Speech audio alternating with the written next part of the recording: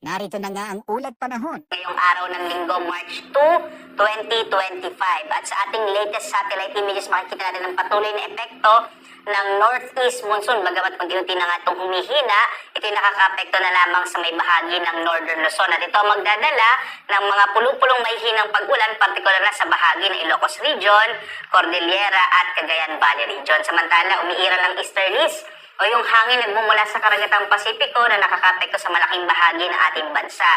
Ang easterlies ang magdadala ng mga pag-ulan or mas malaking tsansa ng mga pag-ulan sa Eastern Visayas, Caraga at Davao Region. Makikita ninyo may mga kaulapan lalo na sa may bahagi ng Mindanao.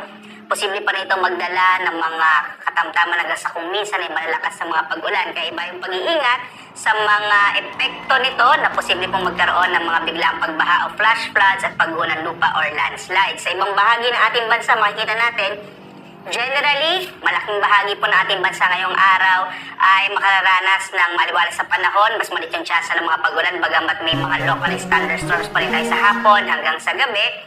Unti-unti na nga pong umiinit, lalo na't ngayong buwan ng Marso ay nasa natin na matatapos na itong panahon ng amihan. Samantala naman, wala tayong minomonitor na anumang low pressure area sa loob at labas ng Philippine Area of Responsibility. Kadalasan po yung buwan ng Marso, ito yung buwan na pinakakaunti yung mga nabubuong bagyo sa loob ng Philippine Area of Responsibility.